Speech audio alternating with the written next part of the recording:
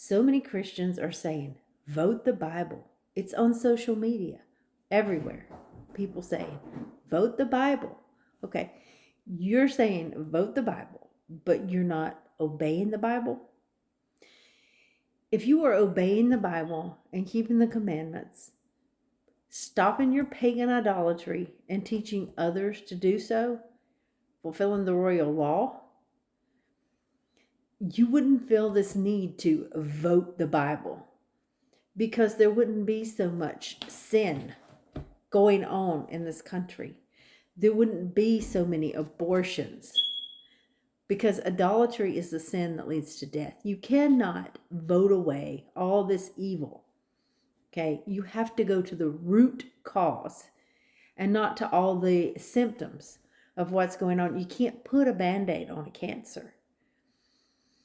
If you do what you're supposed to do, you're not going to be bothered by those leaders anyway, because the Bible says that leaders are not a terror to good works. I'm going to read a little bit of Romans 13, if I can see it without my glasses. I don't have them handy, but I'm going to read it. This is what you should consider. Instead of worrying about voting, why don't you worry about obeying God? And everything else is going to fall into place. If you are obedient to Him and you're loving Him with all your heart, soul, and mind as you're commanded to do, and loving your neighbor as yourself, which is to fulfill the royal law, then you're not going to have to worry about leaders. But this is what it says. Let every soul be subject to the higher powers, for there is no power but of God. The powers that be are ordained of God. Whosoever therefore resisteth the power, resisteth the ordinance of God, and they that resist shall receive to themselves damnation. For rulers are not a terror to good works, but to the evil. Will thou not be afraid of the power?